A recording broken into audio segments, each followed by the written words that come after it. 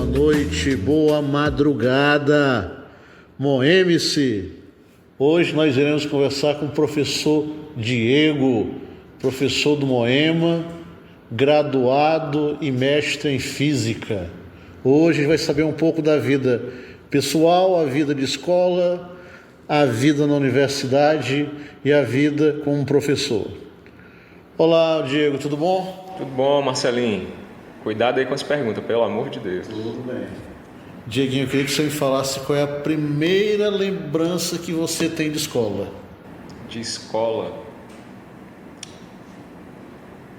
Foi... Nossa, agora... Eu lembro que eu morava lá no Jardim Guanabara. Eu devia ter uns 3 para 4 anos. Aí... Eu não sei se é a primeira, mas assim, é uma das primeiras, né? Que eu lembro que a gente estudava, se eu não me engano, era Jardim 1 ou 2. E tinha uma mesa muito comprida. E eu não parava quieto. Porque antes de eu entrar para a escola, a minha mãe ela já começou a me ensinar a escrever. Então eu já sabia, né? Desenhar assim, o A, B, C e tal. E a tarefa que eles passavam lá era cobrir a letra, né? E eu achava isso muito... muito besta, porque eu já sabia, né? Já cheguei sabendo, e aí eu ficava muito inquieto. E aí eu lembro de eu andar em cima da mesa, de eu subir na mesa e ficar andando para lá e para cá em cima dessa mesa aí. Porque eu não sei se eu queria pegar o lápis de cor de alguém, ou se era só para causar. Eu sei que eu não conseguia parar quieto. E até hoje também, assim, parar quieto é difícil para mim. Tem que estar sempre fazendo alguma coisa, ouvindo alguma coisa, lendo alguma coisa. Me diz uma coisa, Diego. Como é que foi o Diego como aluno no Fundamental? No Fundamental, assim, eu sempre fui um aluno muito bom nas matérias que me interessavam. Né? Tipo, ciências, eu sempre gostei muito de ciências, sempre gostei muito de história, geografia. Português nem tanto. Português eu sempre gostei de ler. Então, quando eu estudei no SERI, né? No ensino fundamental, eu estudei no SERI, mas antes eu também estudei numa escola bem pequenininha de bairro. Que é essa que você fez o Jardim 1 ou 2? Não, essa daí foi a primeira. Eu morava no Jardim Guanabara, e aí vamos dizer, de 4 para 5 anos eu me mudei para o Quintino Cunha. Aí no Quintino Cunha eu estudei eu acho que da alfabetização até a 4ª série numa escola particular. Pequenininha, aquelas escolas que são tipo uma casa que foi adaptada, né? E aí a 4ª série... Não, eu fiz da alfabetização até a 3ª série. A 4ª série eu fiz no Colégio Série, que é um colégio público bem grande. Assim que ele inaugurou, eu estava numa das primeiras turmas. No ano que ele inaugurou, eu fiz a 4ª série lá. Mas assim, eu sempre fui de ler, de me interessar, eu sempre fui curioso para aprender coisas e tal, no ensino fundamental. E eu acho que eu nunca fui tão bom em matemática. E aí eu acho que até pulando etapas, né, e chegando tipo assim para a gente ver a diferença, como era no fundamental e no médio. Enquanto no fundamental eu era muito afoito para aprender tipo, coisas que o professor ainda não tinha dado, que eu pegava o livro e eu ia ler. No ensino médio, como a parte de ciências começou a pegar muita parte também de matemática, e eu não gostava tanto, aí eu comecei a ficar um aluno mais relapso. Eu lembro que no meu primeiro ano do ensino médio, que foi a primeira vez que eu vi física, eu quase reprovei. Assim, por um conjunto de fatores, né? Faltou professor, tipo, o professor saiu porque passou num concurso e demorou muito tempo para acharem um professor temporário para substituir. A gente ficou muito tempo sem aula de física. Mas mesmo assim, eu acho que do ensino médio eu fui um aluno muito ruim em física e matemática. Dava para passar me arrastando e tal, mas... Quais foram os professores do do básico, né, fundamental e médio, que mais te marcaram? E por quê?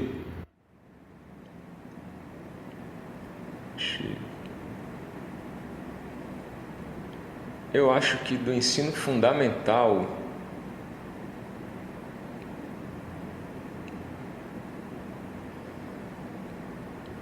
complicada essa pergunta, porque assim, meu ensino fundamental, quando eu fiz nessas escolas de bairro, era aquele esquema de que era um professor para a série toda. Era quase como o que hoje em dia a gente enxerga como... É o professor polivalente, né? Sim, é como o que hoje em dia a gente chamaria de um tutor, né? Sim. Então, acho que... E quando eu fui pro SERI, que já era uma escola também de... uma escola estadual, pública, eu peguei uma época que tinha o teleensino. Então, as aulas, elas eram dadas de diferentes matérias. Pelo Canal 5. Pelo Canal 5, que é a TV Ceará. E aí, o professor que ficava com a gente na sala, ele era também tipo um professor de uma matéria, por exemplo, vamos dizer que é português.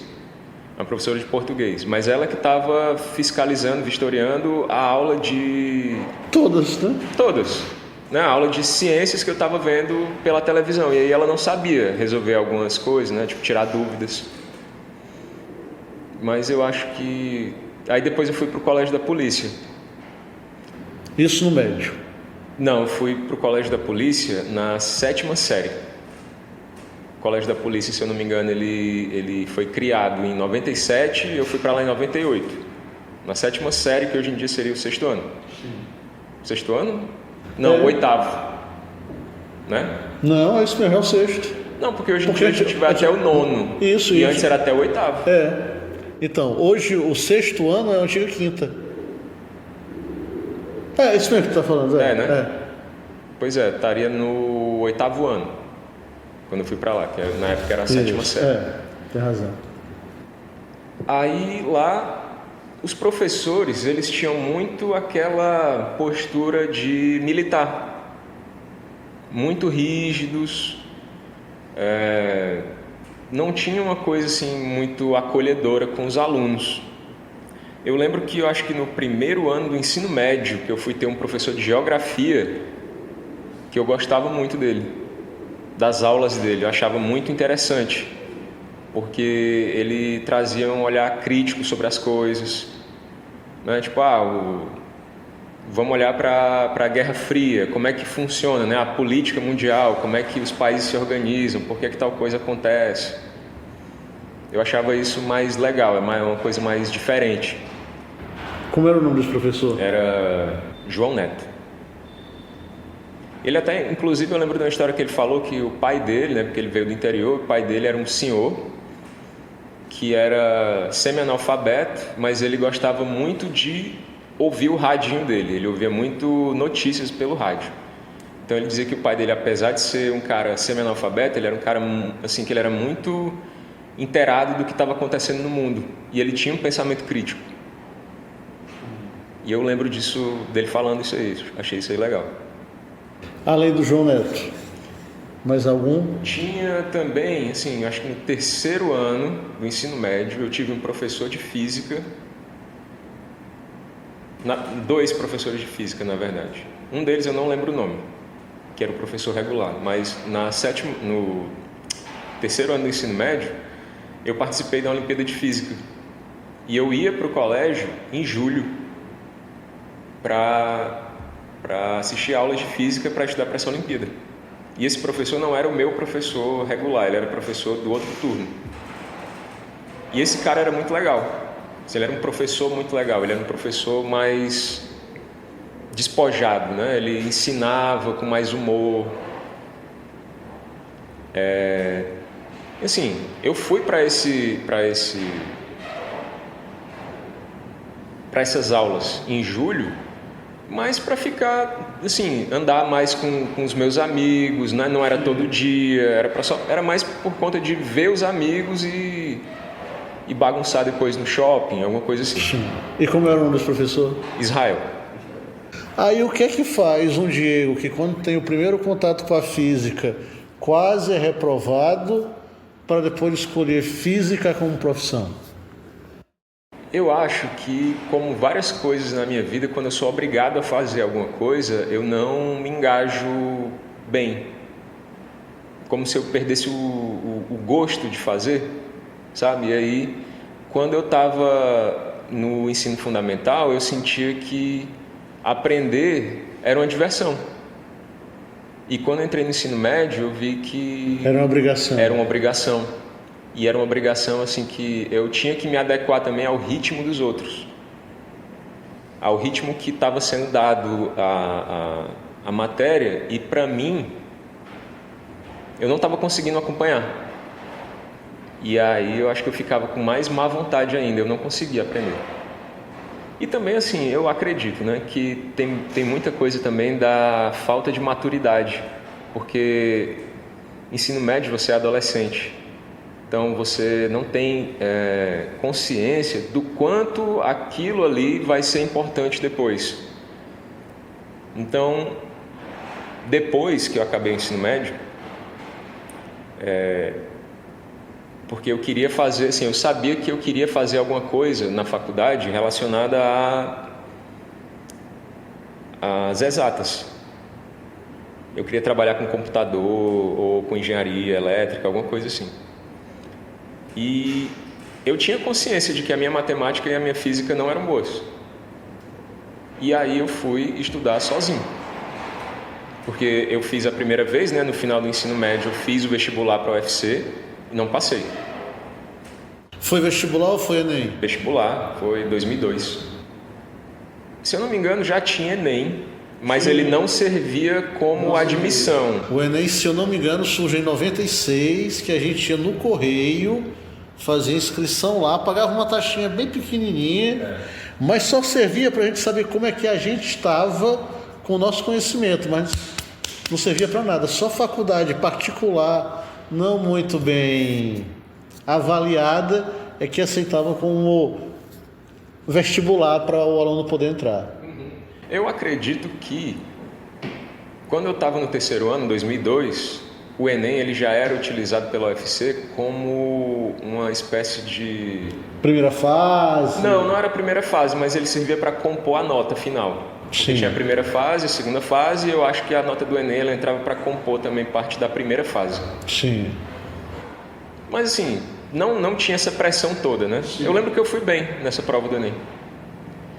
Mas no vestibular em si eu não fui, na segunda fase. E aí eu vi que eu tinha que estudar. E eu fui, em 2003 eu fiz um cursinho no Tony, que funcionava dentro do Norte Shopping. Eu conheci aquele Tony ali, porque eu estudei no Tony, mas do centro, que era o cursinho, mas aulas de sábado e domingo específicas eram lá no Norte Shopping. Pois é.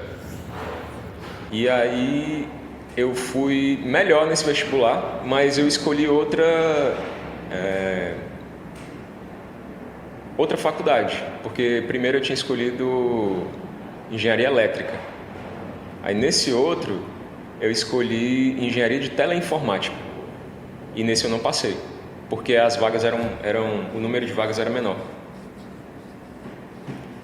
E aí eu vi que talvez eu ficasse mais focado se eu tentasse aprender sozinho.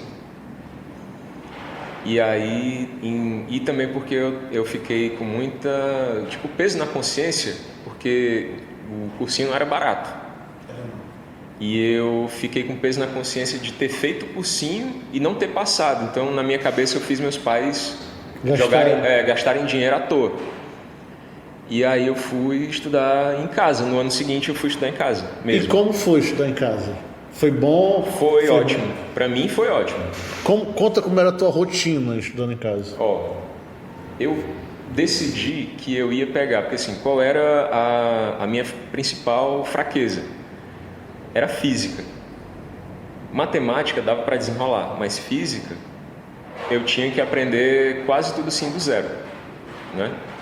Então eu peguei os livros do primeiro ano que eu ainda tinha, que é o começo, né, da física, que é cinemática e dinâmica. E eu coloquei na minha cabeça que eu ia fazer todas as questões desses livros.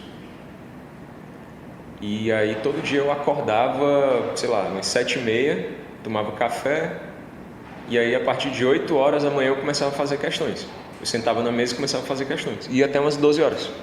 11h30, 12 horas. Mas só matemática ou física ou estudava tudo? Só física. Só física. Só física. Porque o resto dava para desenrolar. E, tipo assim, eu sempre fui bom em outras matérias, assim, biologia, sempre adorei biologia. Eu sempre gostei de história, geografia. Como eu lia muito, sempre li muito, sempre gostei de ler. Português também, assim, que tinha muita interpretação de texto. Então, para mim, valia mais a pena eu focar no que eu era pior. E na época, assim, eu ainda lembrava mais ou menos de química. Hoje em dia eu não lembro nada de química. Mas na época ainda dava para desenrolar. Então, de tanto fazer questão de física, você passou a gostar de física. É isso? Ou não? Sim, mas eu acho que é mais... Sabe quando você está resolvendo um quebra-cabeça e as peças começam a se encaixar? E você fica com vontade de continuar montando até você ver a peça inteira e você não para. Era mais ou menos isso, resolvendo questão. Porque era tipo coisas que eu via ali... Assim, coisas que eu vi no ensino médio que para mim parecia grego, que eu não entendia nada, na minha frente ali naquela hora estavam se desvelando. Eu estava conseguindo descobrir como é que funcionava. E aí eu tacava para fazer questão. E quando eu não conseguia fazer uma questão, eu ficava ruminando aquele negócio na minha cabeça. No primeiro semestre do ano, né, eu fiz... Não lembro se foi só no primeiro semestre, mas eu lembro que eu fui fazer eu achei um cursinho que funcionava no campus do PC da UFC. E que dessa vez ele era bem barato. Era um cursinho social. Então, a taxa que ele cobrava, a mensalidade, era R$24, que na época era 1/10 do salário mínimo. E aí eu estudava em casa sozinho de manhã e à noite eu ia para esse cursinho. Ficava no UFC. E aí eu sei que não foi o ano inteiro, mas durante uma boa parte do ano, essa foi a minha rotina, estudar sozinho de manhã e as outras matérias eu estudava no cursinho. Eu estudava física também, né? Mas assim, para mim o mais importante eram as outras. E aí eu lembro de um caso que eu tinha uma questão que eu não consegui fazer de jeito nenhum de manhã e eu fui para o cursinho. Na volta, no ônibus, porque na época não tinha MP3 player, não tinha celular, não tinha nada, era só você e seus pensamentos, né? E aí eu fui aqui pensando no nada, no vazio, e do nada veio a resolução da questão na minha cabeça. Eu cheguei em casa assim, umas 10 horas da noite. Umas 10 horas da noite eu cheguei em casa, fui lá no caderno, abri, peguei, resolvi a questão. Aí esse sentimento de resolver, sabe? Eu gosto. E também eu acho que um amigo meu uma vez me perguntou se eu me considerava um bom professor. Eu disse para ele que se eu sou um bom professor não sei, mas eu acho que eu sou um bom explicador. Que eu gosto de encontrar analogias, eu gosto de procurar exemplos, sabe? Assim, eu gosto de explicar a mesma coisa de vários jeitos diferentes até a pessoa entender.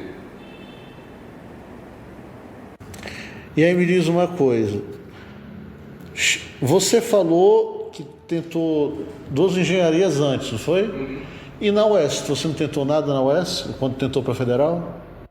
Tentei, mas eu tentei, se eu não me engano, computação. E nessa última vez que eu fiz o vestibular 3 vezes, né? 2002, 2003 e 2004. Em 2004 eu tentei de novo para engenharia de teleinformática, não passei na UFC. E coloquei o curso de física na UES. Por quê? Porque na minha cabeça, né, era mais fácil passar para física e tinha muitas cadeiras, né, muitas matérias que eram coincidentes com os cursos de engenharia, cálculo, né, física mesmo, física básica, mecânica, esse tipo de coisa, eletricidade. E depois eu poderia fazer a transferência do curso, né? Só que eu entrei para física e fui fazendo, empurrando com a barriga, depois eu faço, depois eu transfiro. E acabou que eu acabei gostando. E eu comecei a trabalhar como professor. Aí, agora, vamos agora, acho que voltar ou não.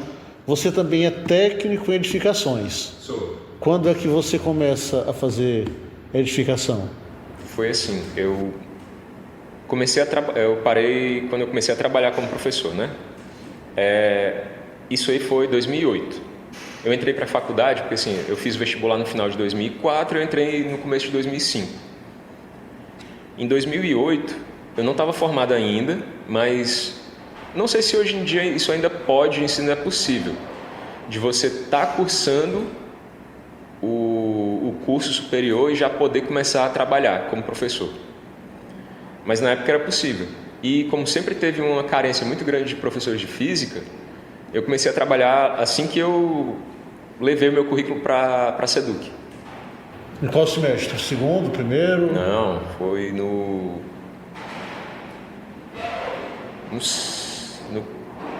quinto ou sexto.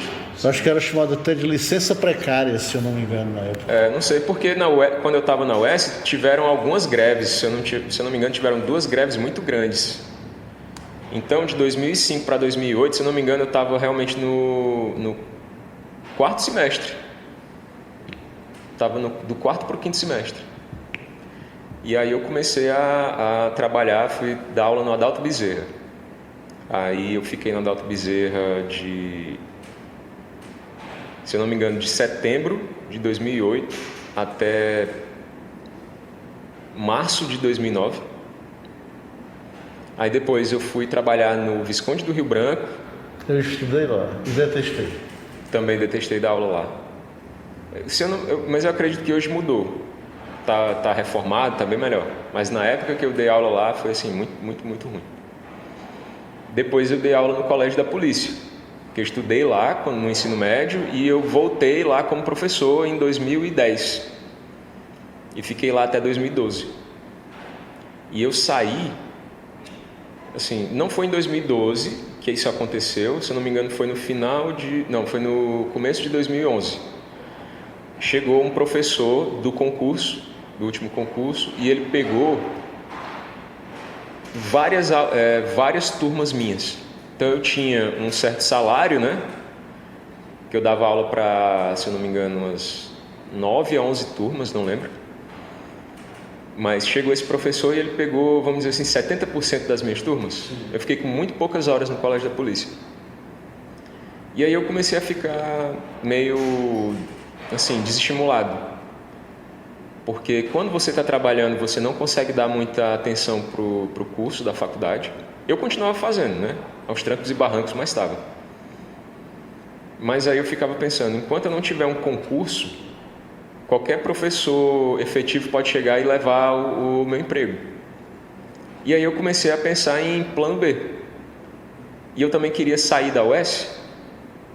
E aí a minha namorada, ela começou a fazer, se eu não me engano, saneamento ambiental no IFCE.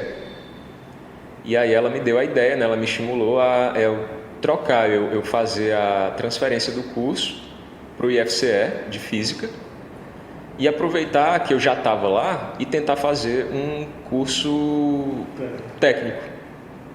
E aí o de edificações me chamou a atenção.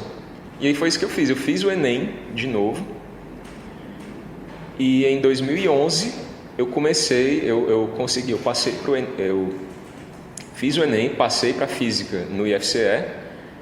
E aproveitou todas as cadeiras da UES para... Não consegui aproveitar todas, mas aproveitei, se não me engano, umas 11 cadeiras. Sim, eu adiantei bastante o curso. Sim.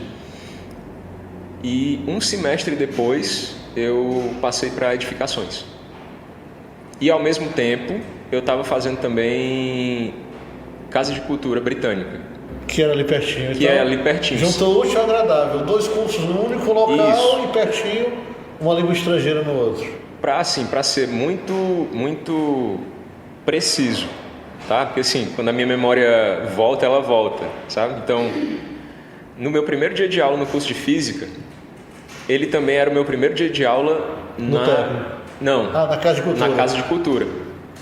Aí o que aconteceu? Vou pegar aqui um sapato aqui bonito, né? Primeiro dia de aula.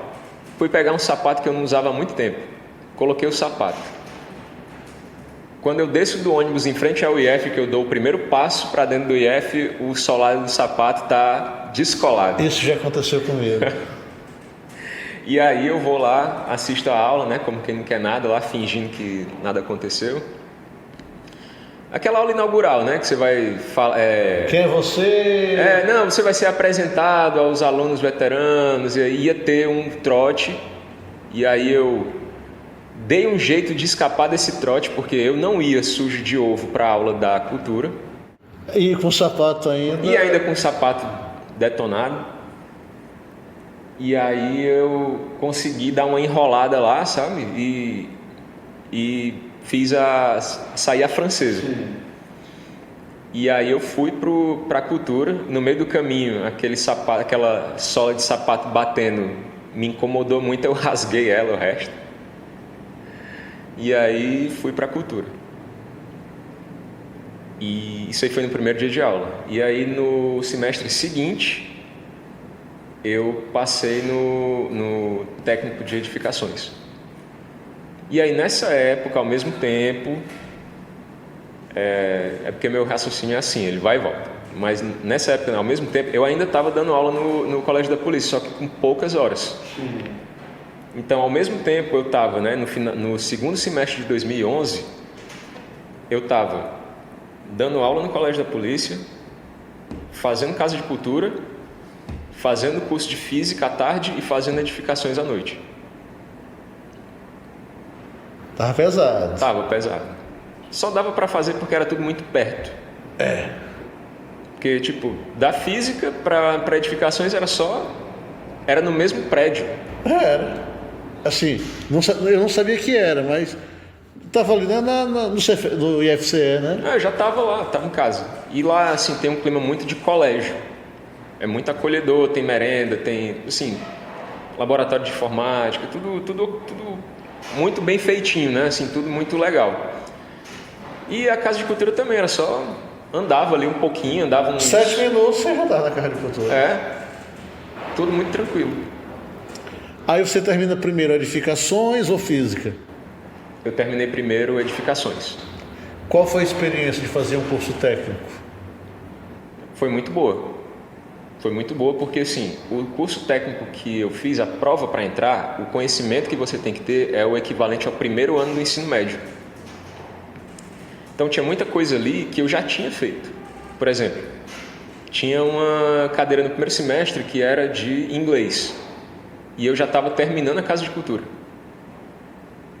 Porque eu entrei para a Casa de Cultura já no 6º semestre, são 7, né? Eu entrei já no 6º. Aí... a parte de física também dava para desenrolar muito bem. Tipo assim, o curso, para quem já fez um ensino médio ok, é um curso muito bom, assim, muito tranquilo de você fazer. Você vai se concentrar mais nas partes técnicas mesmo, tipo desenho técnico, utilizar o AutoCAD, aprender a mexer no AutoCAD, aprender a fazer um projeto elétrico, como é que funciona o projeto elétrico de uma casa, esse tipo de coisa. E aí eu achei isso aí também muito interessante, eu achei bem legal. Que são 2 anos? São só 2 anos, 4 semestres. Aí voltando um pouquinho, tu entrou na Casa de Cultura no 6º semestre. Você já tinha estudado inglês antes? Só no colégio. Então você é praticamente um autodidata. Porque assim, eu sempre gostei de ler e tal, e no colégio eu jogava RPG com os meus amigos. Então, mais uma coisa assim para ler, né? Assim, gostava muito de ler. E muito do material que a gente conseguia era em inglês. Era em inglês, porque era uma época pré-internet. Então, às vezes, um amigo ele conseguia um arquivo e ele imprimia um livro em inglês. E aí eu pegava aquele livro, eu queria saber o que estava escrito ali naquele livro. E aí eu lia, eu fazia a tradução com o dicionário mesmo. Eu ia lendo e palavras que eu não sabia eu ia pegando no dicionário e ia internalizando aquilo. E também muito... que eu tinha um Super Nintendo. E aí eu peguei um jogo também de RPG em 99. Em 99 um amigo me emprestou um jogo de RPG e eu fiquei jogando esse jogo com meu irmão. E aí eu não sabia o que fazia nesse jogo, né? Porque ele estava em inglês, tinha as coisas escritas lá, mas eu não sabia. E aí depois, não, vamos pegar para ler isso aqui direitinho. Eu peguei o dicionário, fui ler, aí eu, rapaz, não é que se eu ler o que está acontecendo aqui, eu sei o que é para fazer? E aí, para zerar esse jogo, eu também fui com o dicionário. E aí, jogo, música, quadrinho, livro, filme, tudo isso eu sempre gostei e aí ia internalizando, né, o inglês. Assim, eu podia não saber muito bem a gramática e tal, mas eu já tinha um vocabulário bom. Então, quando eu fui fazer o teste de nível, eu consegui passar para o 6º semestre da Casa de Cultura. São 8, é isso? 7. Então... A Casa de Cultura a britânica, né, que é do inglês, são 7. A do francês e do italiano... Não, do francês eu acho que também são 7, do italiano são 8. Eu estou no italiano agora, estou no 4º semestre. Temos um professor poliglota entre nós. Quase um troglodita. Aí me diga uma coisa. Termina edificações. Sim. Larga a sala de aula e vai trabalhar com edificações ou ainda fica nos dois? Como é que é? Como é a sua vida nesse momento? Nesse momento, eu saí da sala de aula. Na verdade, saí da sala de aula em 2012. Né? E aí, porque, de novo, entrou um outro professor de concurso e ele pegou todas as minhas horas. Eu já tinha poucas. E aí eu fiquei sem trabalho como professor e aí eu resolvi investir mais nas edificações que eu já estava fazendo. E aí eu peguei um estágio num escritório de engenharia. E aí era muito longe de casa, sabe? Eu morava lá no Quintino Cunha. Eu tinha que pegar um ônibus para ir para o terminal do Antônio Bezerra. E de lá, na época não tinha ônibus que ia direto pro Iguatemi, tirando o Antônio Bezerra Unifor, se eu não me engano. E aí eu tinha que pegar o Jovita Feitosa, Campus do Pici Jovita Feitosa, descia na frente da UFC. Na frente da UFC eu pegava o 75 para poder ir para estar nesse estágio às 8 horas da manhã. Ou então eu descia, porque acho que foi quando começou a ter integração da carteirinha de estudante, né? E aí às vezes eu descia eu pegava um ônibus qualquer, descia na Bezerra de Menezes e pegava a Topic 55. De todo jeito era horrível, porque eram 2 transportes muito lotados, que eu chegava lá assim, detonado. E aí eu ficava lá até umas 12 horas, de 8 às 12. E depois pegava o caminho todo de volta. O que é que você fazia nesse escritório? Era desenho. Eu fazia desenho de planta baixa. Explica para os alunos o que é uma planta baixa. Planta baixa, ela é o esquema de como vai ser uma edificação, né? Por exemplo, eu vou ter na planta baixa tipo uma visão superior de uma casa. Então eu tenho todo o contorno da casa com o comprimento de cada muro, com a espessura de cada muro, com a divisão de cada cômodo, onde é que vai ficar cada inserção de encanamento, de eletroduto, tudo que tem na casa você vai ver desenhado nessa planta baixa, que é tipo uma versão simplificada, né? É como se fosse um mapa da casa. Pronto, ele é um mapa da casa. Sim. Que quando o mestre de obra ele pegar, né, o engenheiro desenha, quando o mestre de obra pegar, ele vai saber dizer, ó, essa parede ela começa aqui e acaba aqui. Certo? Daqui para cá vai ser tal coisa, daqui para cá vai ser um banheiro, daqui para cá vai ser um quarto. Na hora que ele pegar o desenho, ele sabe ler o desenho. Ele sabe ler o desenho. Aí, Diego, como é que funciona esse trabalho? Chega e o engenheiro chega e fala: Diego, você tem que desenhar isso. Como é que funciona esse Pois tipo de trabalho? É mais ou menos isso mesmo. Tipo, eles me mandavam um esquema mais desorganizado, dizendo, isso aqui vai ser desse jeito, e aí eu tinha que concentrar as informações e deixar tudo num padrão, né? Para eu poder imprimir, e inclusive a folha que a gente imprimia, ela era tipo maior do que uma folha de cartolina. Seria uma A1? Eu acho que não, ela era uma... A A3 é o dobro da A4, é uma A2. Acho que era uma A2. E aí a gente... Basicamente, né, a gente tinha que colocar as informações numa planta, que essas informações elas vinham dos engenheiros calculistas. Que eles aqui diziam, isso aqui tem que ter tantas vigas de ferro dentro dessa coluna para poder sustentar esse peso, né? E essa coluna ela tem que ficar no máximo a tal distância da próxima, esse tipo de coisa. Mas era mais um trabalho de desenho mesmo, tipo, de desenhar usando o programa. O AutoCAD. Na época não era o AutoCAD, era um programa que ele era... Eu esqueci. TQS, se eu não me engano.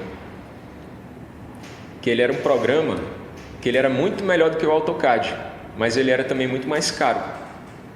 Então, o que é que acontecia? Esse programa você só podia usar lá. Para esse programa funcionar, ele tinha que estar com um pendrive conectado no computador. Na hora que eu tirasse esse pendrive, o programa parava de funcionar. Mesmo o programa estando instalado. Era como se fosse uma chave, né? Para ninguém copiar aquele programa e colocar em outro computador. Não fazer pirataria. E você ficou quanto tempo nesse escritório? Eu fiquei uns 8 meses, se eu não me engano. Daí você vai para onde? Daí eu terminei o meu curso de edificações e aí eu fiquei sem trabalho e uma amiga minha que já estava trabalhando na Idibra, ela me disse que estava precisando de... Estavam pegando currículo para uma obra no Eusébio. E aí eu, desempregado, fui logo, né? Tipo assim, se eu achava trabalhar em frente ao Iguatemi, longe, eu fui trabalhar no Eusébio. Aí, o que é que acontece? A gente foi, né, nesse escritório de engenharia. A gente foi no escritório de engenharia, eu fiz a entrevista, passei, e aí fui chamado para trabalhar nessa obra. Mas eu fui assim, muito verde, porque eu nunca tinha trabalhado em obra na vida. Minha experiência antes era dentro de escritório. Mas foi uma experiência boa. O que é que você fazia na obra? Na obra, geralmente o que é que eu fazia? Eu fazia o controle de qualidade do que... Pronto, se no escritório eu desenhava o projeto, né, eu desenhava a planta baixa, na obra eu ia fiscalizar se aquela planta baixa estava sendo seguida de maneira correta. Não só isso, eu também era responsável depois, né? Eu fiquei responsável também pelo recebimento das betoneiras de concreto. Eu checava se estava tudo ok, né? Ajudava a fazer o controle de qualidade do concreto, separar corpo de prova, né? O que é o corpo de prova? Quando vem uma betoneira de concreto, vem assim uns 3.000 litros de concreto, certo? Então, antes de você, tipo assim, eu vou concretar uma laje. Antes de concretar essa laje, eu pego uma amostra desse concreto e eu faço uns cilindros, eu faço uns 4 cilindros desse concreto. Para quê? Para que depois que essa laje ela é concretada, esses corpos de prova eles são mandados para um laboratório. E aí eles vão ser testados para resistência, absorção de água, esse tipo de coisa. Para você ter ideia de como é que vai ficar aquela laje com o passar do tempo. Sim. Se o concreto que foi utilizado nela estava realmente bom. Agora a pergunta de leigo total. Não deveria ser feito isso antes de concretar? Para saber se é bom ou não esse... É porque não dá para fazer, porque o concreto ele é uma mistura, né? De água, agregado grosso, que é a brita, o agregado fino, que é a areia, e o cimento. E aí, o que acontece? Você não consegue fazer um controle de qualidade, porque é como se eu tivesse o controle de qualidade de um bolo. Sim. Só posso saber depois que o bolo está pronto. Só posso saber depois que o bolo está pronto. Sim. E aí é como se fosse assim, eu faço um bolo e separo um pedaço e mando para o laboratório. E aí todo mundo come. Alguém ficou com dor de barriga. Aí vamos saber se o problema era o bolo. Aí vai lá no pedaço que está no laboratório e olha... Não era. Foi alguma outra coisa que aconteceu. Sim. É mais também para tirar a responsabilidade da pessoa que forneceu o concreto. Porque pode ser que o concreto está ótimo, mas ele é aplicado de maneira errada. Ou então o projeto ele foi feito para aguentar, 1 tonelada de peso. E aí e acabaram colocando ali uma carga de 2 toneladas e o concreto acabou rachando, fissurando. Né? Então a culpa nesse caso não é do concreto. E tem como provar com o corpo de prova. A culpa aí, no caso, é da própria utilização. Né? Que deve ter sido de maneira errada, né? A manipulação desse concreto. Aí você fica até quando nesse empreendimento lá do Eusébio? Pronto. Essa obra ela foi do moinho da fábrica Fortaleza. Foi a época que eu mais comi recheado na minha vida. Biscoito, foi quando eu trabalhei lá. A merenda vinha... Porque assim, a fábrica Fortaleza é gigantesca. E eles fazem de tudo lá, né? Tem biscoito, tem... Macarrão, tem de tudo lá.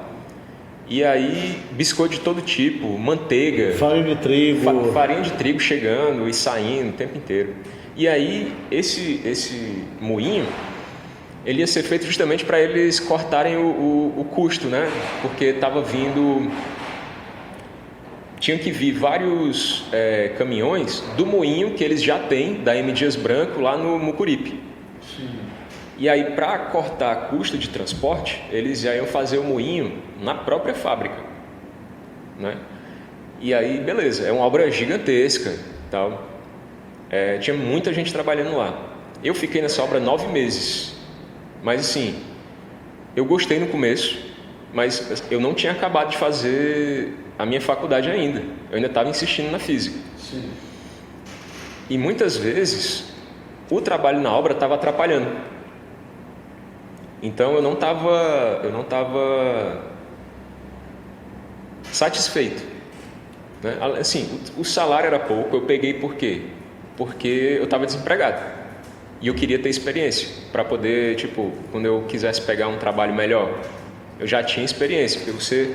procurar empregos com 0 experiência é muito difícil. Então eu aceitei um trabalho que tinha um salário bem baixo, era muito longe, e o clima no trabalho ele era muito, muito ruim. Porque, o mestre de obra ele era um cara assim, muito ignorante, e os engenheiros também não eram muito legais. E as condições de trabalho eram muito... precárias? Não vou dizer precárias, mas elas eram muito... vou dizer assim... aleatórias, certo? Porque, por exemplo, eu tenho hora para entrar, mas eu disse que eu era responsável pelo recebimento do concreto. Se tivesse perto da hora de eu sair, chegasse um caminhão de concreto, eu tinha que ficar esperando esse caminhão ser totalmente descarregado para poder ir embora. E demora 1h30. 1 hora, 1 hora e meia para ser descarregado. E às vezes e teve uma vez que eu acabei até perdendo o meu ônibus de voltar para Fortaleza, e eu não sabia nem se eu ia conseguir voltar. Eu fiquei esperando lá assim 1 hora e meia esse ônibus e não aparecia, e eu tive que pegar carona com o chefe do RH para poder voltar para Fortaleza. Então, assim, conciliar esse emprego com a faculdade não estava dando. Eu consegui ainda ficar um semestre conciliando os dois, aos trancos e barrancos, quase que eu reprovo por falta, porque como era muito longe, eu acabava chegando no IF quase no final da primeira aula da noite. E aí, às vezes, o meu professor não dava presença, então quase que eu reprovei por falta. E no semestre seguinte, esse semestre eu consegui terminar, mas no semestre seguinte eu só podia fazer uma cadeira. Assim, porque na faculdade tem cadeiras, né? Cadeiras para os alunos para quem eu não expliquei isso ainda. Uma cadeira é uma matéria. Tipo, aqui no colégio vocês têm física, matemática, química, português. Na faculdade, cada matéria a gente dá o nome de cadeira. Porque, por exemplo, você entrou na faculdade, então no primeiro semestre você vai ter cálculo 1, física 1, ou introdução à física, introdução à biologia, introdução à química, cálculo, falei cálculo. Pois é, cada uma dessas matérias a gente chama de cadeira, que ela só dura um semestre. E aí tem algumas dessas cadeiras que são um gargalo. Se você não fizer, você não faz as próximas. E uma cadeira gargalo para mim, que era ótica, eu não podia fazer naquele semestre porque a aula ia começar às 5 horas da tarde e eu saía do trabalho às 5h30. Então eu tive que trancar o curso e eu perdi um semestre. E isso aí me deixou muito desgostoso. E aí eu continuei no emprego, mas aí eu comecei a botar boneco. Porque começou a aparecer muita gente, e assim, outra coisa, coisas que eu acho que são redundantes ou desnecessárias, eu tenho muita resistência de fazer, assim, eu tenho não entra na minha cabeça a lógica de eu fazer uma coisa que é totalmente desnecessária para mim. Então, às vezes, quando a obra começou, tinham 2 técnicos de edificações, eu e a minha amiga, que eu tinha falado. Com o passar do tempo, chegaram mais 2, então tinham 4. E depois ainda chegaram mais 2 auxiliares. Então tinha muita gente, né? Tinha muito chefe para pouco trabalho. Muito cacique para pouco índio. Era essa expressão que eu estava tentando me lembrar. Eu pensei em muito cacique para pouca tribo, mas muito cacique para pouco índio. Pois é. E aí eu comecei a ficar mais na sala técnica, fazendo mais o trabalho de fiscalização, de documento, esse tipo de coisa. E aí isso não foi visto com muito bons olhos, mas para mim era melhor que fosse visto com maus olhos mesmo, porque eu queria ser botado para fora, eu queria ser demitido. E aí estava chegando a época do final do semestre, né? Ia ter o novo semestre, eu ia querer me matricular dessa vez, né? Para poder fazer todas as cadeiras possíveis e imagináveis. E aí eu comecei a botar mais boneco.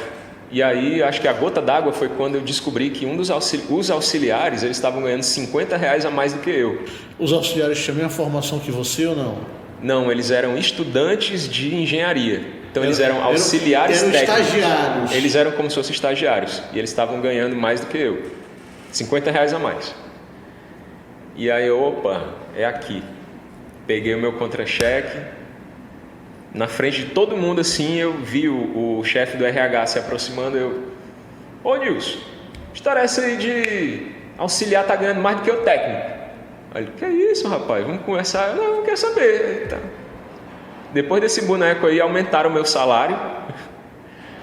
Sim, só o suficiente para ficar igual ao deles, e no outro mês eu fui botado para fora. E aí, assim, eu já vinha, né, fazendo hora extra, porque depois que eu saí assim, que eu tranquei a faculdade, eu não tinha mais hora para ir embora, né? Eu fazia hora extra durante a semana, eu fazia hora extra no sábado, eu fazia hora extra, o tanto de hora extra que eu pudesse, porque eu queria acumular o máximo de dinheiro possível para quando eu fosse botado para fora.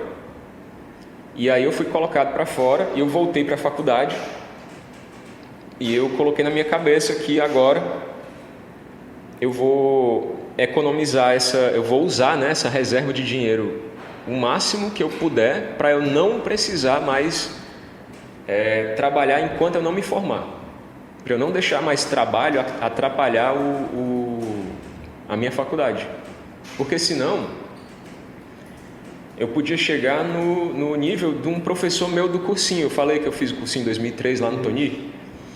Eu tive um professor de física nesse cursinho que depois eu reencontrei na faculdade, e esse cara estava fazendo uma cadeira que eu já tinha feito. Eu vi que ele estava fazendo a cadeira com o professor, né, que já tinha sido meu professor, de uma cadeira que eu já tinha feito. Então ele estava mais atrasado do que eu. Ele já estava trabalhando como professor há muito mais tempo e não estava nem perto de se formar. Então eu queria me formar o mais rápido possível.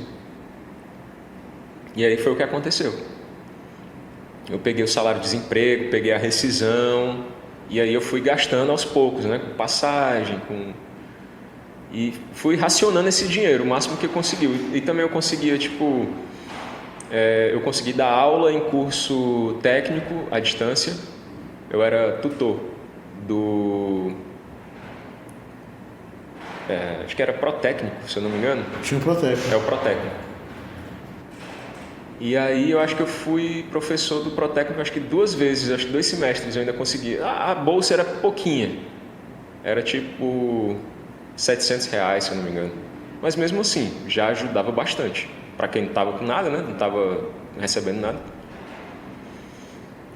E aí eu consegui finalmente terminar o meu curso de física. E aí termina em que ano? 2016. 2016. Aí quando é que você entra no mestrado? 2016. Eu consegui, assim que eu acabei física, eu sabia que ia ter seleção para o mestrado. E aí eu fiz a seleção e acabou que eu consegui Conta passar. pra gente o que é necessário para entrar no mestrado, o que é o mestrado? O mestrado, ele é um curso de pós-graduação. Pós-graduação é uma coisa que você faz quando você acaba o ensino superior. Então eu tinha acabado física e eu queria um mestrado para eu poder ir bem melhor num concurso, porque já estava assim ventilando, né, que pelo tempo ia ser feito um concurso novo para professor. E você ter um mestrado é um diferencial grande. E aí, o que é um mestrado? O mestrado ele é um curso mais específico. Então, por exemplo, eu me formei em física. Eu sei, então, assim, dentro do curso de física, eu aprendi mecânica, eletricidade, ondulatória, relatividade, né? O mestrado, ele vai pegar uma vertente dessas, né? Ele vai pegar uma matéria dessas e focar só nela. No meu caso específico, o meu mestrado ele foi em ensino de física, né? Mas o que é que eu me foquei? Eu me foquei no uso de metodologias ativas e ferramentas digitais no ensino de física moderna, que é a relatividade. Tá? Então, para entrar no mestrado, o que é que você precisa? Vai depender do curso de mestrado, mas no que eu fiz? Tinha uma prova inicial, né? Eu fiz uma prova para atestar que eu tinha um conhecimento equivalente, né? Assim, eu tinha um conhecimento que me tornava capaz de entender o que eu ia ver quando eu entrasse para o mestrado. E eu tive que fazer um projeto baseado nas linhas de pesquisa que o projeto abrangia, né? O ensino de física em diferentes modalidades. E, além disso, eu tive que fazer uma entrevista. Apresentar esse projeto e fazer uma entrevista. E aí, depois então, no caso, são 3 fases, né? Prova, projeto e entrevista. Isso. Nesse específico que eu fiz, né? Tem cursos de mestrado que é só prova. Tem curso de mestrado que é só o projeto e a entrevista, né?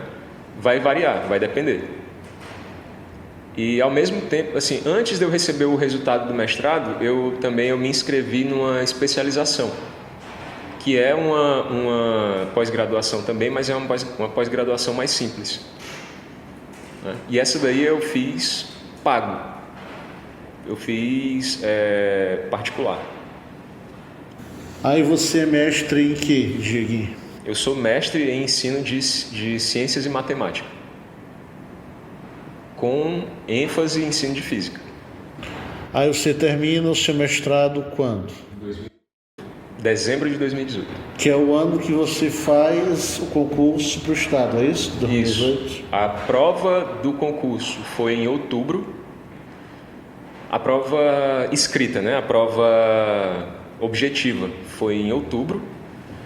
E em novembro foi a prova didática da aula, né? Eu fui dar uma aula. E em dezembro termina o meu mestrado. E aí eu tive que correr atrás de entregar todos os documentos para eu poder ter o meu certificado, assim, de conclusão, porque eu não ia ter o diploma, porque demorava. Na época demorava 90 dias para ficar pronto. Mas eu queria pelo menos uma declaração para eu poder colocar na minha prova de títulos do concurso. Para poder subir na colocação, né? Isso, porque se você faz o concurso e você só tem a graduação, você tem uma pontuação. Se você é mestre, essa pontuação aumenta bastante, e se você for doutor, aumenta mais ainda. Então eu já tinha o mestrado, então me ajudou bastante a melhorar a minha colocação. Se eu não me engano, eu subi acho que quase 50 colocações.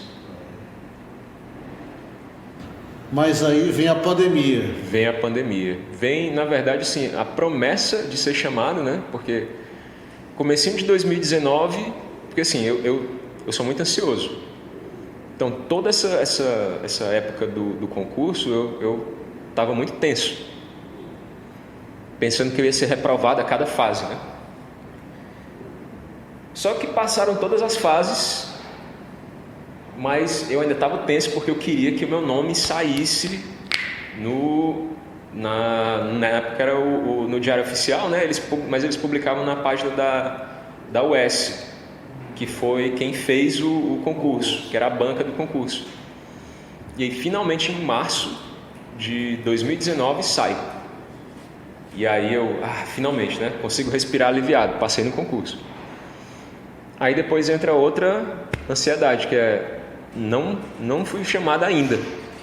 E o tempo foi passando. E aí eu não estou trabalhando, não tinha mais a bolsa do mestrado, tinha acabado, dinheiro acabando. E aí eu fui e vi que tinha uma seleção para professores no Adalto Bezerra. Para temporário? Para temporário, mas para dar aula no pré-vestibular, que era à noite. E aí foi o primeiro colégio onde eu dei aula, foi Adalto Bezerra, em 2008. E em 2019, o primeiro colégio onde eu voltei a dar aula depois de passar essa época na edificações, trabalhando em obra, né? Depois de terminar o mestrado, tudo e tal, o primeiro colégio onde eu voltei a dar aula foi o Adalto Bezerra também. E aí eu voltei a dar aula no Adalto Bezerra, fiquei 6 meses lá, mas assim, eu cheguei pro diretor, né, quando teve a entrevista foi muito bem e tal, mas eu cheguei para ele e disse assim, eu não quero ser desleal com o senhor, mas eu passei no concurso e eu posso ser chamado a qualquer momento. Então, assim, se o senhor ainda quiser me contratar, o senhor fica sabendo, assim, o senhor está de sobreaviso, né, que se eu for chamado para o concurso eu vou ter que ir. Aí ele, não, sem problema, certo. Acabou que eu fiquei lá até dezembro e não fui chamado, porque o governador não... Nem homologado tinha, né? O concurso ele foi homologado dia 27 de dezembro de 2019. Ele foi homologado, a notícia da homologação saiu quando a gente estava na comemoração, na confraternização do final do pré-vestibular. A gente estava num restaurante quando saiu. E aí foi homologado. Outra felicidade, né? Porque enquanto eu não era chamado, eu fiquei muito ansioso também, né? Achando que podia ser que não fosse mais chamado. E aí, beleza. Aí entra 2020 e em março de 2020 tem a pandemia. E tu tinha alguma escola ou não? Não, eu estava sem escola. Aí passou 20, 21 desempregados? 20, 21 desempregados. Só sobrevivendo do que eu já tinha guardado. Porque assim, eu aprendi, né? Porque assim, sendo professor temporário, e na época eu morava com os meus pais, eu aprendi muito a fechar a mão, a apertar o cinto, né? A guardar o meu dinheiro e não gastar com coisas supérfluas para fazer esse dinheiro durar o máximo possível. Porque eu não sabia quando é que eu ia ficar desempregado. Né? Porque a qualquer momento podia chegar um professor efetivo e pegar as minhas horas. E aí eu fiquei com o que eu tinha acumulado do colégio, né? Do Adalto Bezerra, e também fiquei com um aluno de mestrado da turma que veio depois da minha. Eu era como se fosse um co-orientador dele. E aí ele me pagava uma bolsa para eu orientar ele. Ele me pagava R$400. Mas aí, como era pandemia e eu estava morando com os meus pais, não teve tanto problema, assim, financeiro, né? Porque eu não estava gastando dinheiro. Não estava saindo de casa. A única coisa com que eu gastava dinheiro era meu plano de saúde, que eu continuei pagando, e quadrinho, né? Eu sempre fiz coleção. Vamos chegar aí, vamos chegar nos quadrinhos, mas antes eu quero saber quando é que o governador chama vocês? Chama a gente em agosto de 2021. Comecinho de agosto, 4 de agosto, se eu não me engano. Então, a partir de 4 de agosto, vocês já tomaram posse? Não, foi mal. Foi em, se eu não me engano, 28 ou 30 de julho foi a convocação. E eu me apresentei... Online ou não? Não, eu me apresentei... Não, foi online. Eu me apresentei online, eu acho que no dia 4 de agosto. Foi a primeira reunião que eu tive com as escolas, né? E aí depois eu fui conhecer as escolas. Fisicamente? Fisicamente, eu fui lá. Eu fui... Inicialmente eu consegui me lotar, consegui vaga em 4 escolas. Porque eu tinha 200 horas, né? Eu tinha que lotar essas 200 horas. Sim. Só que não tinha 200 horas em uma escola só. Tinha muito quebrado, muita hora quebrada. Então eu fiquei em 4 escolas. Eu fiquei no estado de Alagoas com acho que 2 horas só. Fiquei com umas 4 horas no Paulo Ayrton, que fica ali perto da Messejana já. Fiquei com 6 horas no Poeta Otacílio Colares, que fica no quilômetro 13 da BR-116. Não sei não. É longe. É longe. E aqui? O resto aqui. Aí a diretora antiga, ela viu a minha situação, né, de 4 escolas. Ela, não, você não vai aguentar dar conta de 4 escolas. Vamos ver aqui com o Paulo Eloy, se a gente consegue concentrar o máximo de horas aqui. Aí eu consegui sair do Paulo Ayrton e do Estado de Alagoas. Eu concentrei aqui. De estrutura era melhor, né? De estrutura é melhor. Mas eu também estava assim, eu estava meio constrangido de ir pro Estado de Alagoas, porque lá no Estado de Alagoas já tinha um professor temporário de física. Eu não queria fazer com esse cara o que fizeram comigo, né? De chegar do nada no meio do ano e tirar as horas dele. E aí, quando eu consegui aqui, eu já avisei logo lá. Sim. Que eu não ia ficar lá. Aí eles conseguiram manter o contrato do temporário. E aí eu fui pro Otacílio Colares e aqui. Só que o Otacílio Colares, as aulas presenciais voltaram bem antes do que aqui no Moema. Então eu tinha que pegar um ônibus lotado, tipo assim, em época de... A pandemia ainda estava rolando, 2021 ainda tinha, assim. Tava. Então eu ia com a minha máscarazinha, era P92, né? Alguma coisa assim, N92. Ah, então, nessa escola já dava aula presencial? Tinha que ir presencial já. Porque Não em agosto, começou, se eu não me engano, no começo de outubro. eu acho que eu vim pra cá em outubro, mas eu acho que eu devo ter ficado uma semana, 2 semanas.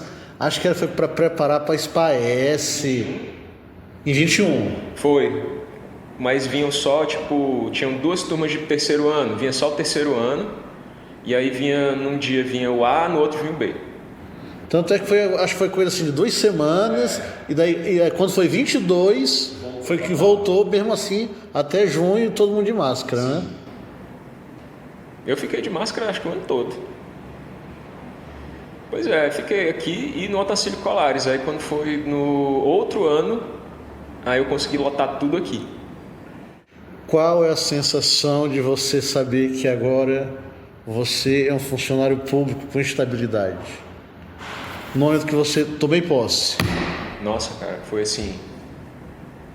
Porque para uma pessoa com ansiedade e que ficou desempregado assim bastante tempo, a possibilidade de você perder o emprego assim é um motivo de medo, né? E foi assim um alívio muito grande.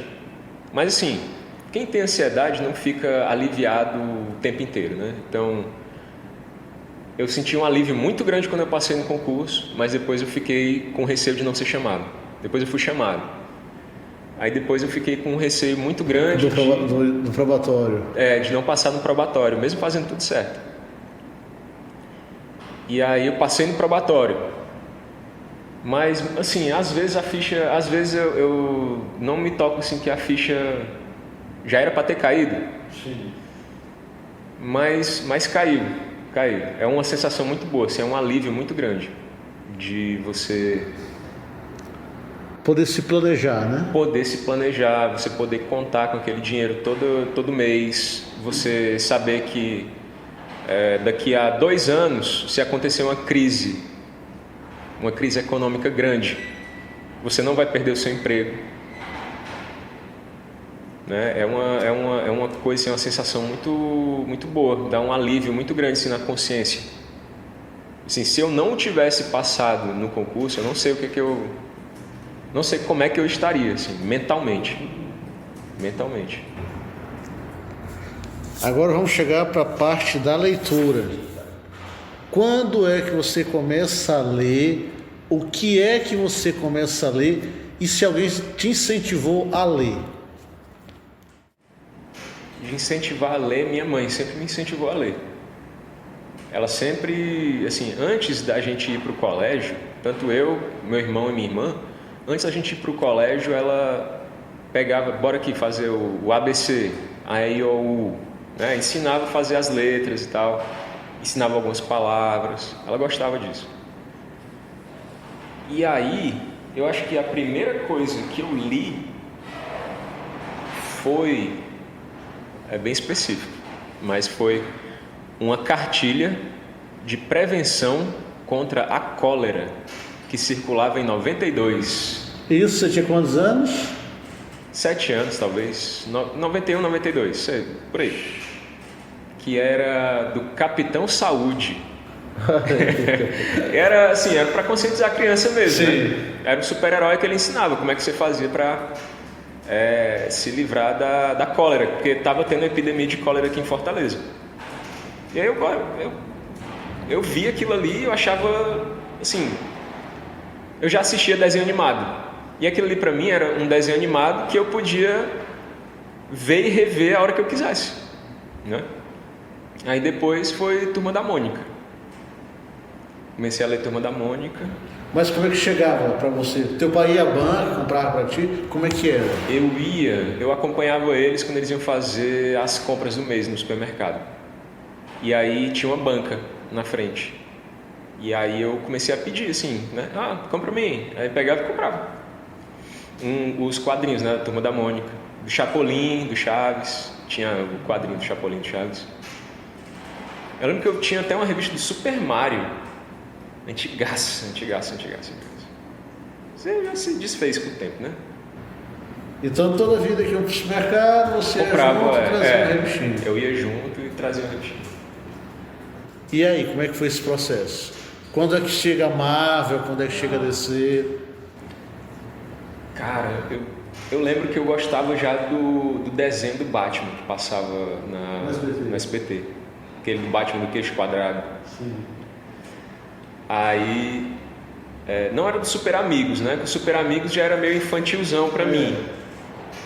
Que era coisa feita nos anos 70, né? Mas esse Batman dos anos 90,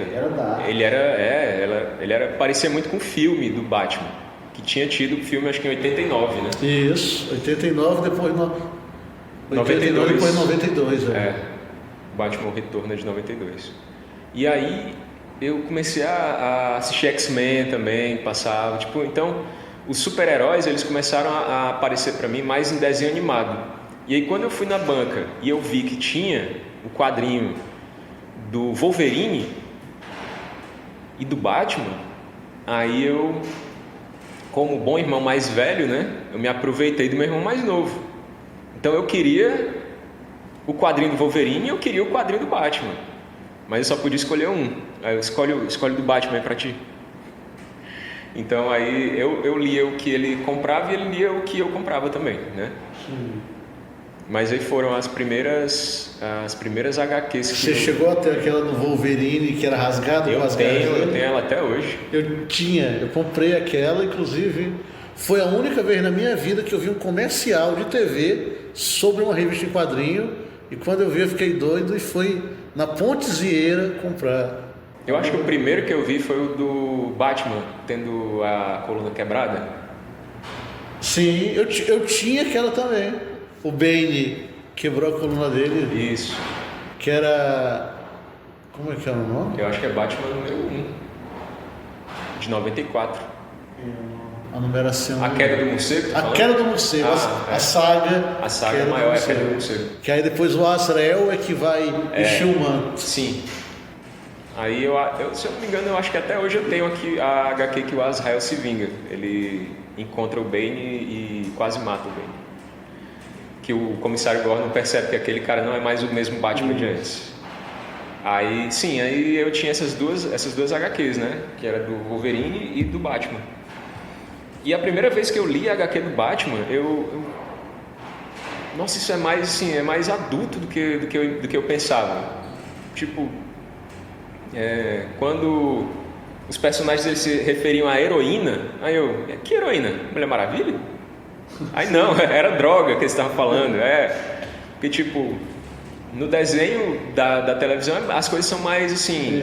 tem que ser muito camuflado, né? Mais camuflado, é mais leve. No quadrinho não, os inimigos do Batman eram traficantes e tal.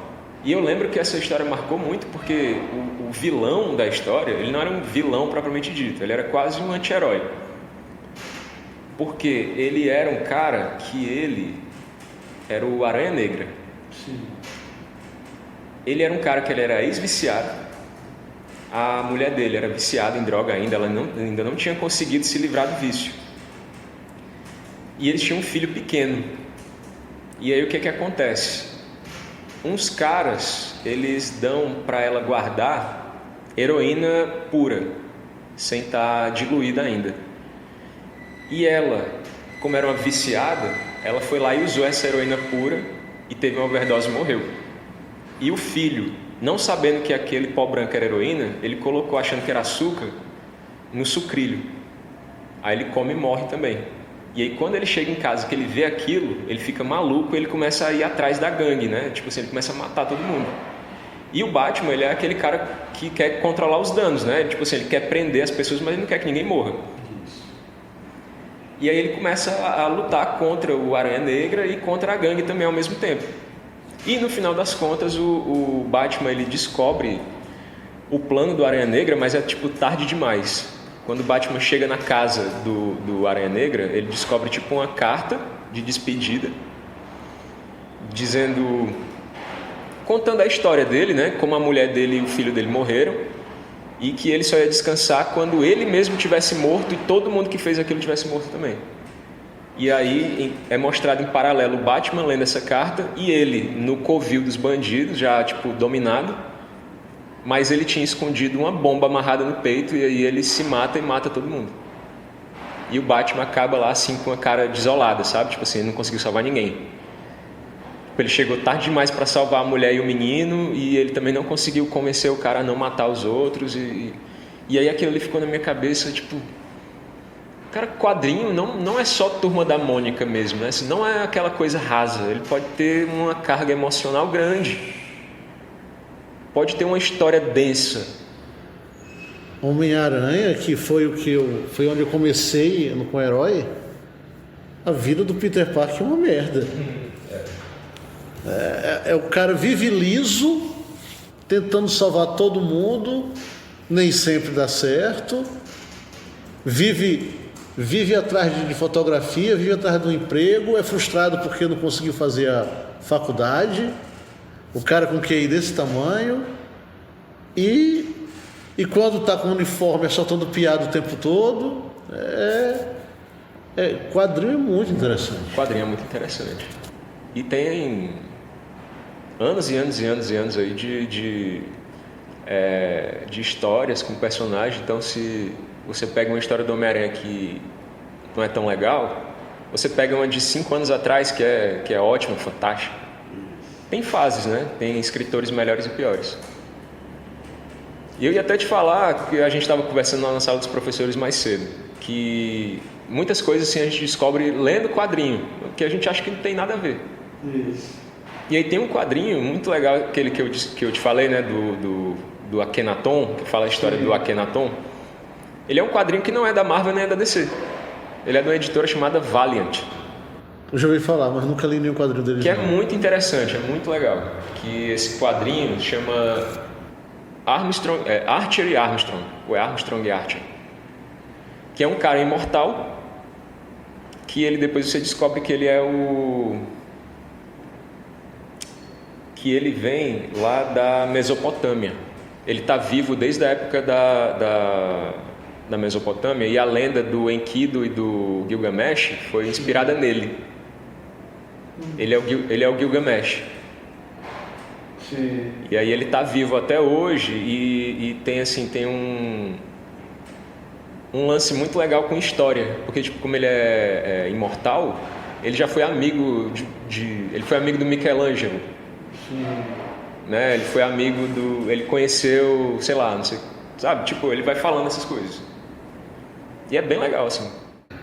Como eu já falei lá na sala dos professores também, que eu descobri Manhattan por causa dos quadrinhos do Homem-Aranha, só que eu não sabia que a pronúncia era Manhattan. Eu lia Manhattan, até que uma vez no Jornal Nacional falou, tinha um correspondente aqui em Manhattan. Rapaz, é Manhattan. E eu lendo Manhattan. Então, muita coisa dos Estados Unidos eu também fui aprendendo lendo os quadrinhos, principalmente da Marvel. Porque o herói que eu gosto de ler da DC é o Batman. E porque tem o menino que mexe com feitiçaria, demônio, esqueci o nome dele agora. É da DC, o Constantine. Não, é da DC. Só que Constantine primeiro começou como um quadrinho adulto, né, que era outro selo, né, da DC, e hoje é que está na DC normal, né, mas antes era o selo era da Vertigo, o Vertigo.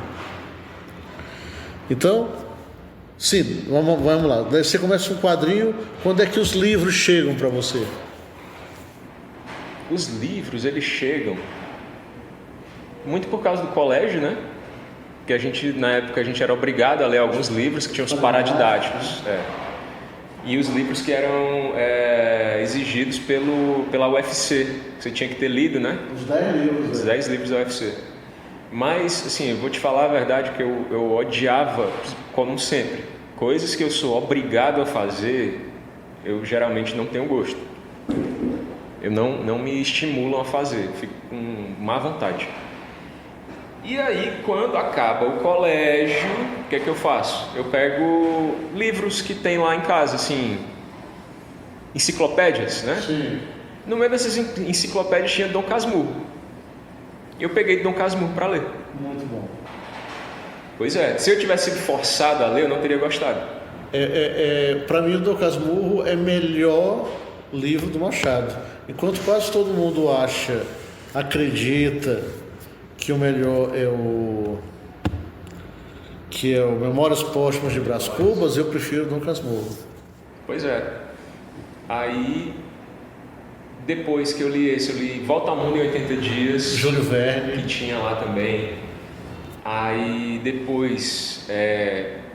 eu sempre gostei de ficção científica, né? E tem a ver também com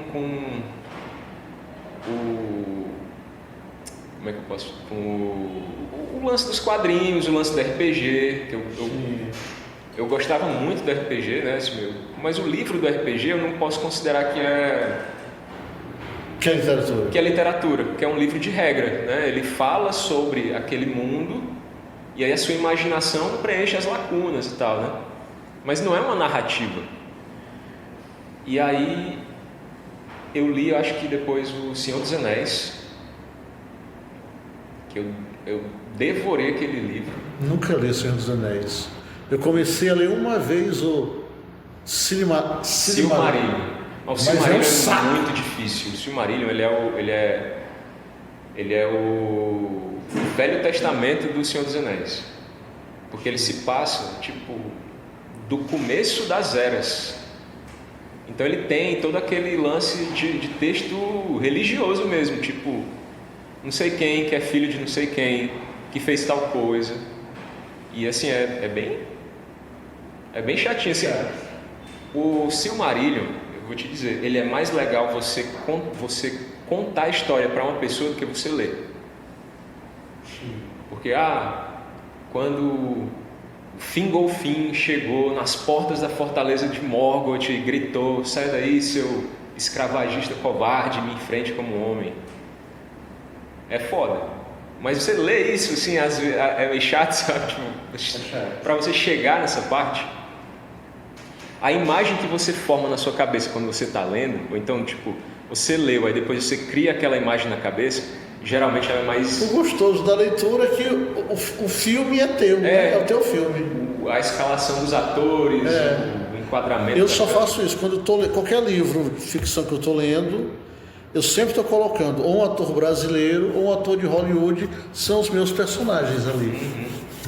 Aí li O Senhor dos Anéis, li Neuromancer, que já é mais de ficção, né? É um livro cyberpunk. Percy Jackson, literatura juvenil, eu gostei, acho que eu comecei a ler em 2010. O Harry Potter, eu li Stephen King, eu li vários do Stephen King. Eu li alguns contos de Stephen King. Eu li A Coisa, cara, A Coisa tem é o It, né? Que agora tem, tem 1000 e poucas páginas. Eu li A Torre Negra, acho que os 3 primeiros livros só, são 7. Aí não achei mais quem me emprestasse e eu também não queria comprar, né? Porque na época eu não tinha dinheiro. Sherlock Holmes. Muito bom. Edgar Allan Poe. Edgar Allan Poe, eu li um livro que um amigo meu conseguiu quando ele foi na escola, 2002. Ele foi fazer uma prova em outro estado, acho que ele foi para o Recife fazer uma prova da aeronáutica. E aí lá ele comprou um livro de bolso do Edgar Allan Poe, né? Os contos selecionados, alguma coisa assim, em inglês. E aí eu pedi emprestado. E aí era aquele lance. Eu ia dicionário. Lendo com um dicionário. Eu ainda lembro, eu descobri que wrist significa pulso nesse livro. Porque dizia numa hora lá que, sei lá, o personagem foi encontrado com os pulsos amarrados. Que diabo é wrist? Aí eu ia procurar lá, pulso. Aí... Mas eu sempre fui mais do quadrinho do que do livro. Eu li também o Game of Thrones. Sim. Que eu acho que Game of Thrones foi assim, eu já cheguei numa parte que eu... Perdeu a graça pra mim, total, os livros do Game of Thrones. Sim. Aí eu parei no 4º livro. Saíram 5 até hoje, né? O 5º eu comprei, mas li, eu acho que um capítulo e deixei pra lá. Eu li só até o 3. Pois é, o 4º é horrível. Aí você termina o mestrado, faz o concurso, passa, está aqui no Moema. Ambições futuras? Doutorado. Acho que vou tentar um doutorado. Porque assim,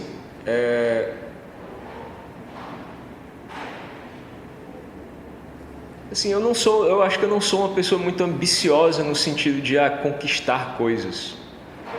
Eu sou mais do tipo de estar me sentindo bem. Então, tipo, se daqui a, sei lá, 5 anos eu tiver terminado um doutorado, eu vou ver o que é que vai me fazer sentir bem naquela época, né? Porque o que está me fazendo sentir bem agora é estar aqui, dar aula, é porque assim, eu tenho muito da filosofia de que o trabalho, ele não pode ser o teu objetivo, ele é um meio. A vida, ela não acontece aqui, ela acontece quando você sai do trabalho. É claro que, como professor, eu gosto de ser professor. Eu vejo o valor do trabalho do professor. Eu gosto da interação com os alunos, de ver que um aluno está aprendendo. Tudo isso é realizador.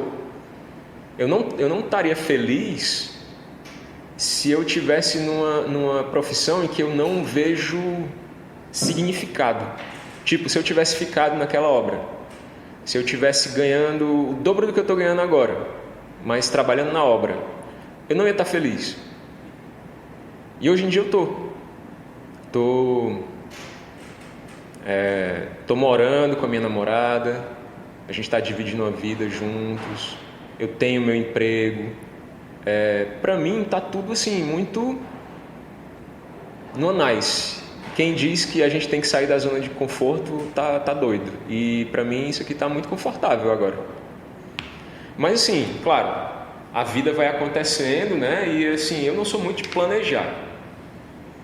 Mas se daqui a, sei lá, 6 meses me der vontade de tentar um doutorado, eu vou tentar o doutorado. E aí a minha ambição vai passar a ser doutorado.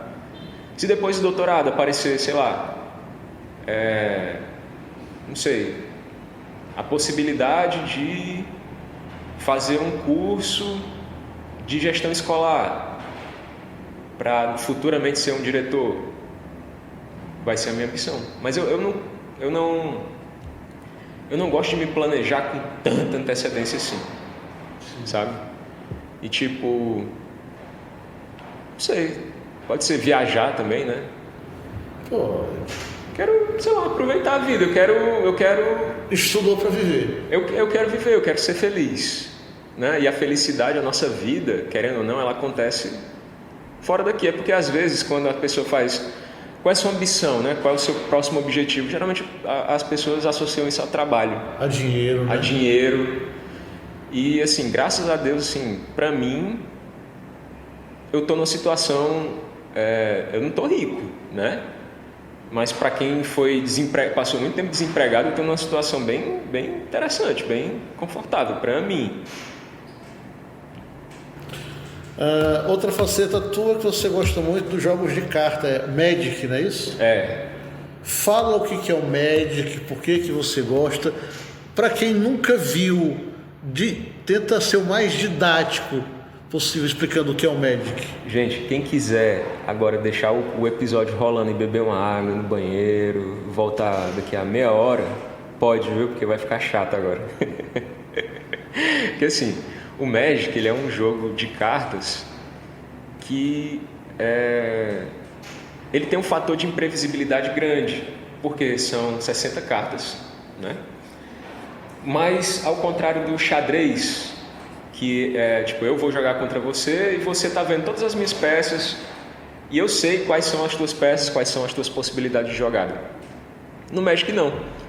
No Magic são, se eu não me engano, mais de 7.000 cartas. Cara, eu estou chutando assim muito por baixo, porque eu fiz uma apresentação sobre Magic no meu curso de italiano no começo do ano, e eu fiz assim, um levantamento, né? Se eu não me engano são 93.000 cartas distintas de Magic, de 93 até agora foram lançadas. Então eu sento para jogar contigo, meu baralho pode ter 60 cartas totalmente diferentes das 60 cartas que tu tem. A estratégia pode ser totalmente diferente da estratégia que tu tem.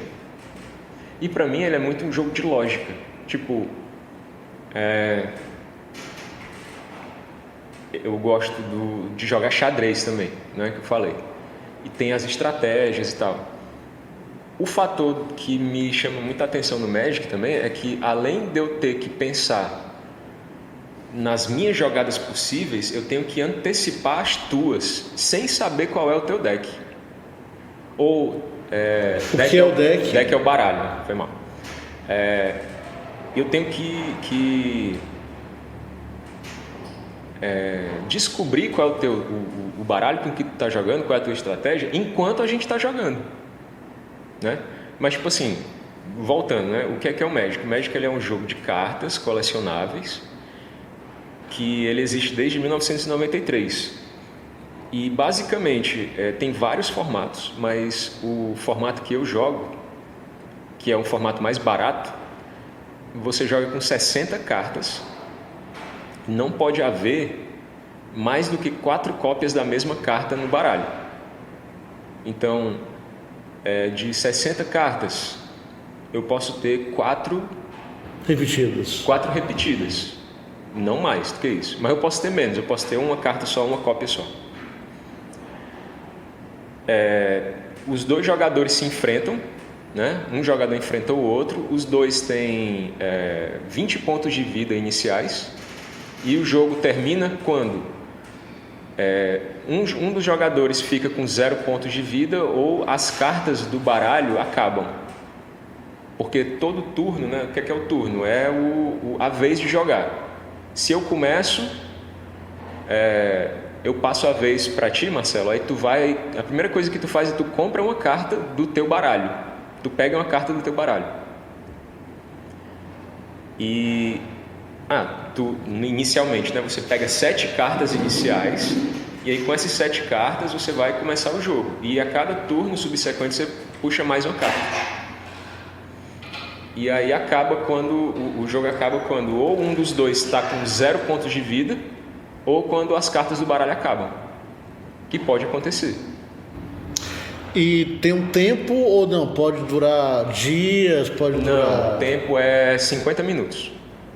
Uma rodada, né? Porque tipo, eu jogo mais... Sim, eu comecei jogando em 22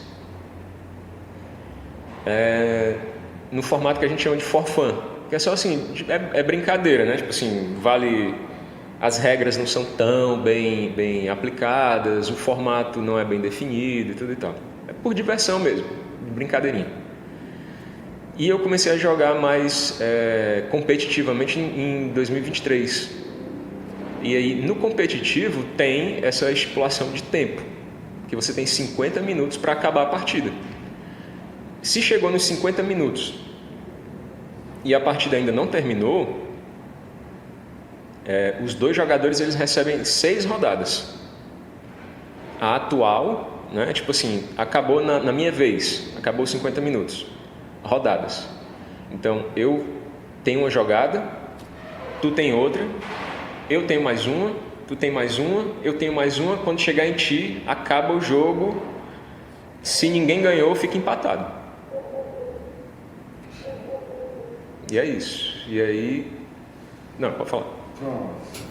Não, agora... Porque se deixar eu falar de médica, e eu também sou muito enrolado para falar as coisas, então eu falo de um... Não, mas agora eu tenho que voltar para poder explicar tal coisa, para isso poder fazer sentido. Tranquilo, acho que quem nunca viu, vou ter uma noção agora, mais ou menos, o que é o Magic.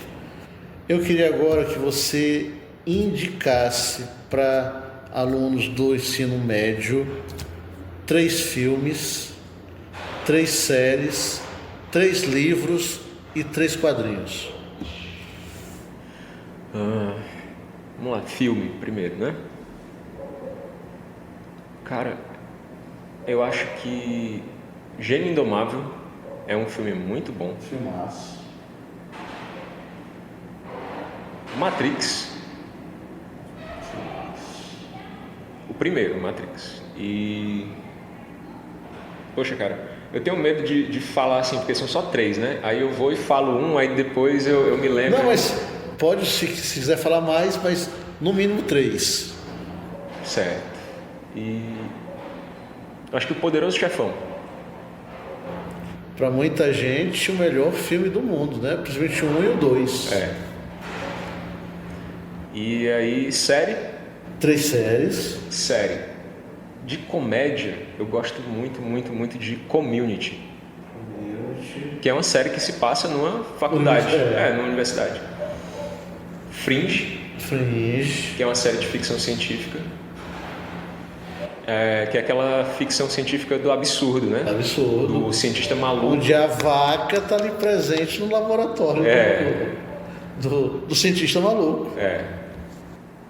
E, assim, eu gosto muito dessa franquia, mas, assim, eu não sei se os alunos do Moema vão aguentar assistir, porque, assim, não tem tanta ação, né? Mas Star Trek, a nova geração...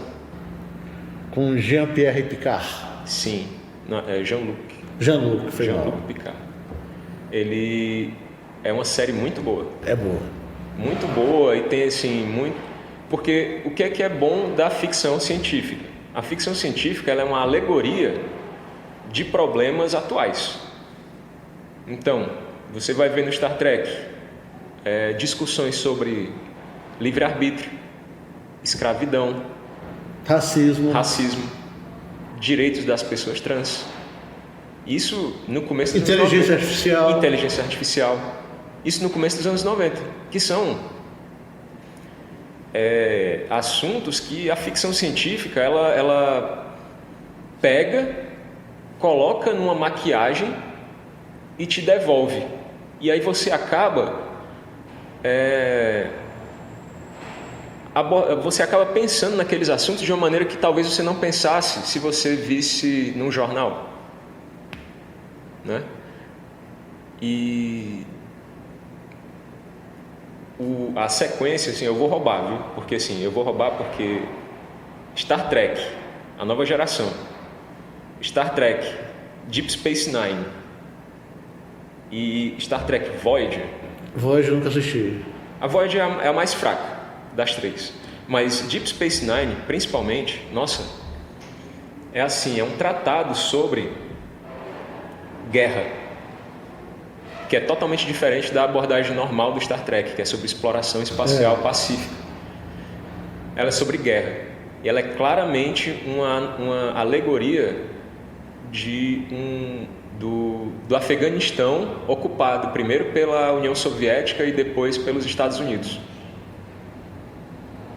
E assim, e tem temas muito bons, tem a carga dramática muito boa. Que ele não aborda a guerra daquela maneira Rambo, né? O Rambo 3 é até aliado, né, dos afegãos. Sim, eu falo que ele não aborda a guerra como Rambo, porque, tipo assim... Bazooka, né? O que rola principal os efeitos que a guerra traz na população normal. E os efeitos que crimes de guerra não julgados causam na população. Tipo, a gente teve agora, né? Tipo, esse pessoal clamando por anistia agora, né? Tipo, quando você anistia um criminoso de guerra, quando você anistia uma pessoa que torturou e tal, Às vezes você está dando carta branca para essa pessoa fazer de novo. Ou outro, né? Se inspirar e fazer de novo. Dar um golpe. Aí já foi filme e série. Agora livros. Livros. Senhor dos Anéis eu vou considerar um só. Certo? Senhor dos Anéis. Muita gente acha muito arrastado e muito descritivo. Mas, poxa, bicho, é tão assim, é um universo muito rico. É muito rico.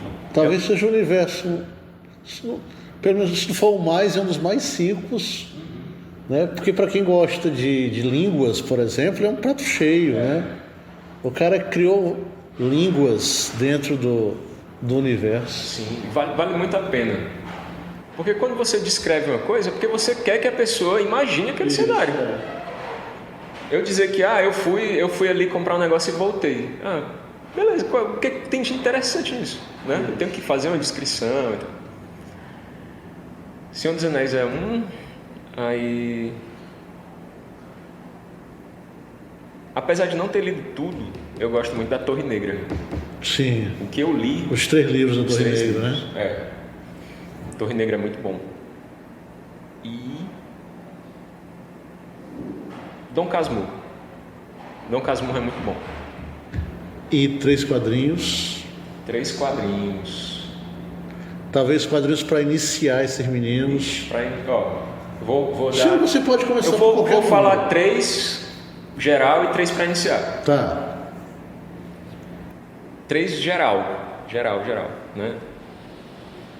Prometeia do Alan Moore é uma das coisas mais bonitas que eu já li.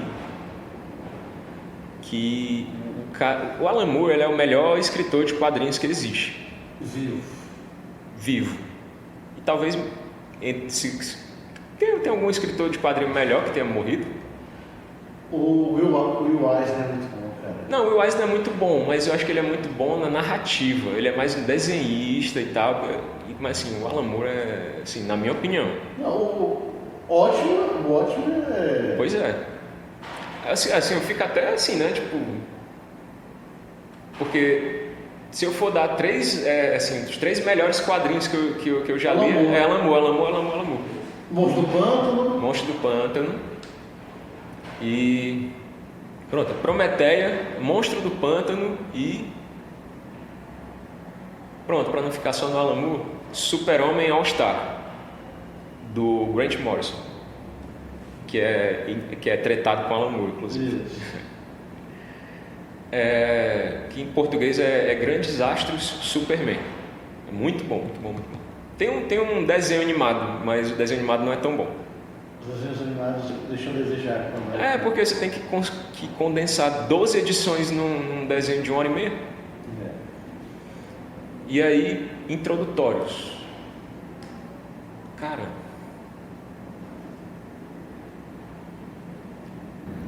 Até porque você pode começar por qualquer número, né? Pode. Não, assim, mas eu tô falando assim, que você não precisa ter uma carga, assim, né, não ter lido muita coisa antes. Sim. Eu acho que Quem é o Pantera Negra, que é um quadrinho introdutório, muito bom, porque ele explica como é que é a sociedade de Wakanda e o papel do Pantera Negra, como é que acontece a sucessão. Inclusive mostra, por que o Wakanda é tão tecnológico hoje em dia. Porque quando os colonizadores, né, os invasores, chegaram em, 1500 e alguma coisa lá, não sei, não lembro exatamente, né? Mas eles chegaram com os mosquetes, o pessoal de Wakanda já tinha armas mais sofisticadas. E o Pantera Negra estava sempre lá, sempre teve um Pantera Negra. Inclusive o Pantera Negra bateu no Capitão América.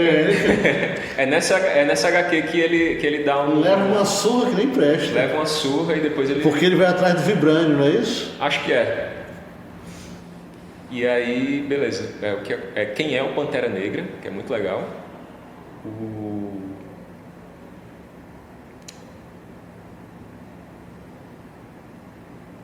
O Homem Sem Medo, do Demolidor, que é a origem do Demolidor. E deixa eu ver uma do Homem-Aranha, porque o Homem-Aranha é de lei, né? É. Cara, um HQ do Homem-Aranha.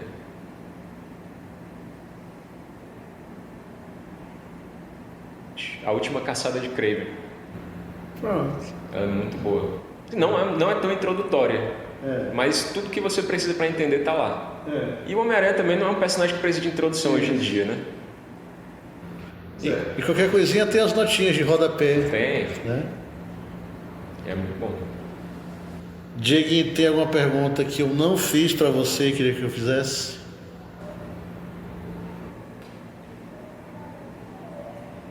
Nossa, acho que não. Foi bem abrangente, Marcelo. Pois, Dieguinho, muito obrigado. Foi muito bom te ouvir no nosso podcast. E peço a você que nos ouviu, que dê o seu like, o seu joinha, compartilhe, comente, se inscreva no canal para mais gente poder ouvir as nossas conversas, ok? Muito obrigado e Moeme-se!